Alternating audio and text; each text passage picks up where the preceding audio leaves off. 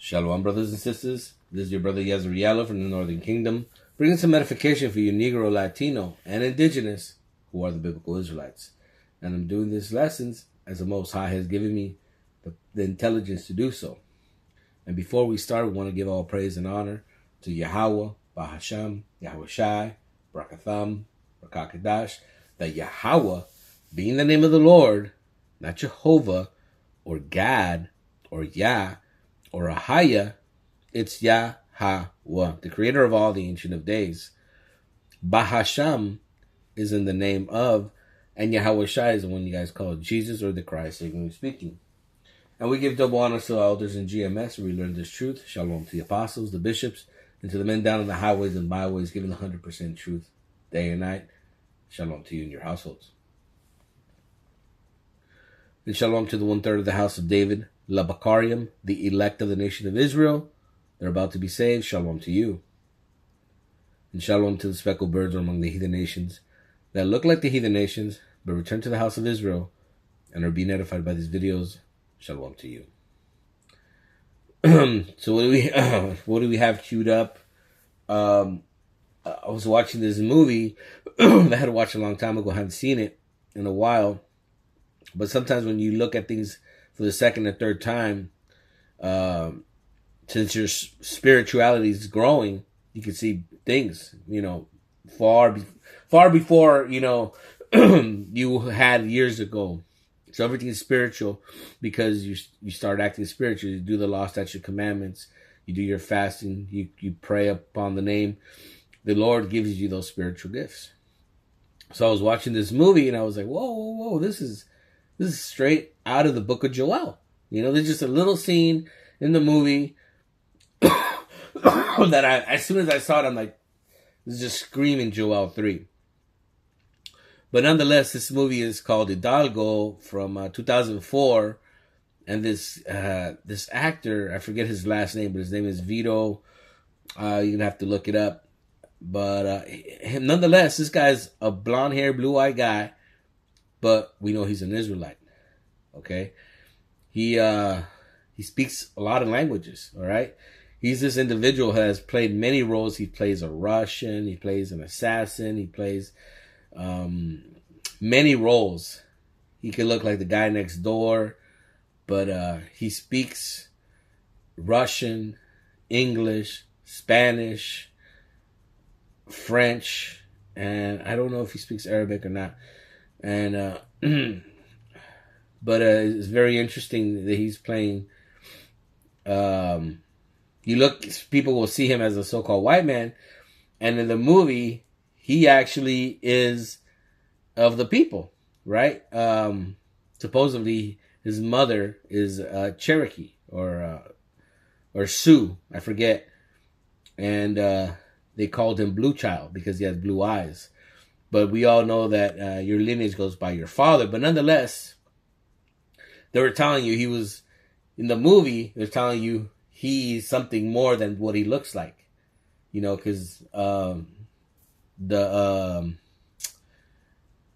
sheik's daughter tells him, you don't know our ways.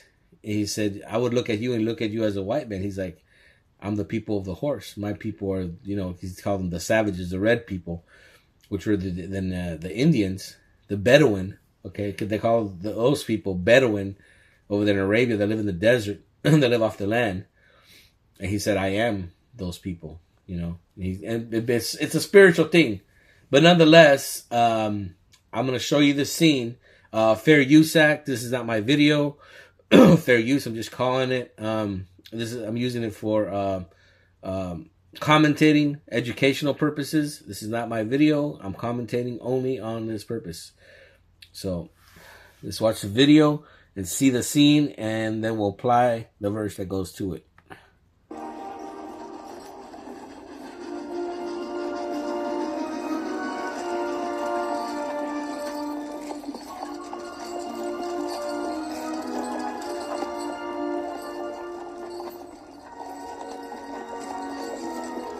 Have you never seen a slave market, Mr. Frank?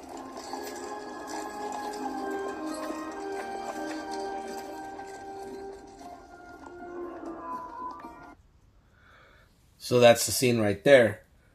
And of course, it was just screaming in my mind, Joel 3 and 4. Yeah, and what have you to do with me, O Tyre and Zidon?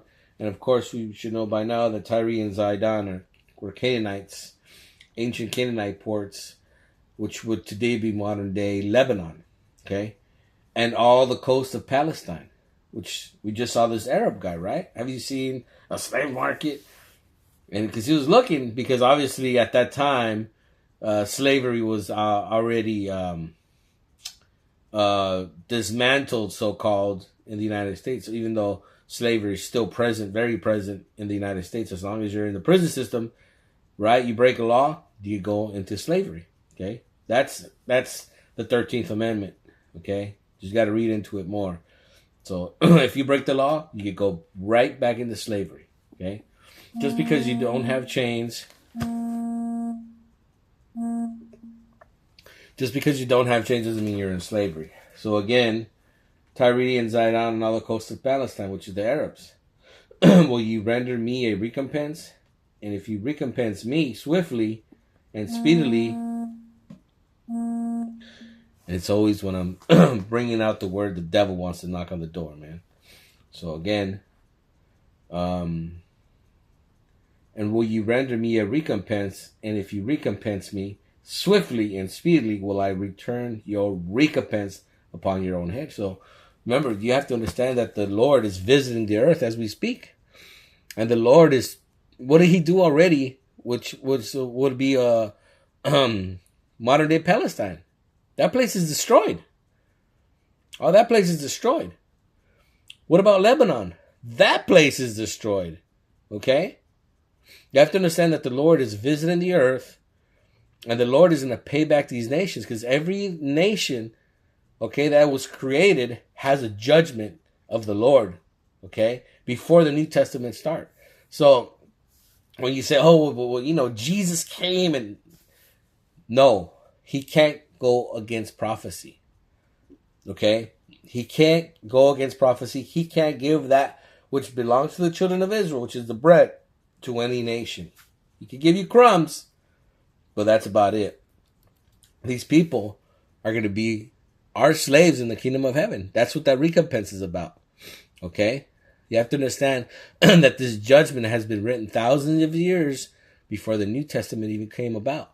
And the Lord is going to have to get his payback. And the children of Israel are going to have to get their lick back. Because the Lord requires it. Okay? Not because we said it. We're just reading the Bible. People get upset all the time. And we ain't going to sugarcoat nothing, because nobody sugarcoat nothing for us. We're just reading the Bible, telling you the truth for the first time in your life, and you got to deal with it. Verse 5, because you have taken my silver and my gold, and have carried into your temples, and my goodly pleasant things. The children also of Judah and the children of Jerusalem have you sold unto the Grecians, so-called white men. Okay? That's what we have here, the transatlantic slave trade. Okay? That they might remove them far from their borders. Behold, I will raise them out of the place whither you have sold them, and I return your recompense upon your own head. So he's about to pay back these nations with interest, brothers and sisters. I hope you know what time it is. Okay? That it's almost time that America's going to fall. Okay? And the children of Israel are going to be given spiritual power to smash these nations to shivers, as it is said in Revelation 2 and 26. So it's not just in the Old Testament. It's in the New Testament as well. Revelation 13 and 9. Okay? If you have an ear, let him hear. All right, brothers and sisters? I hope you guys got edified. I hope you understand that the judgment of the Lord is set and it cannot be changed. That if he loved us and he put us into slavery, what do you think he's going to do to these people? Call halal Yahweh Bahashem Yahweh Shai Barakatham Rakakadash, and we give double honors to our elders and GMS where we learn this truth. Shalom to the apostles, the bishops, and the men down on the highways and byways giving the 100% truth. And he that have ears, let him hear. Shalom.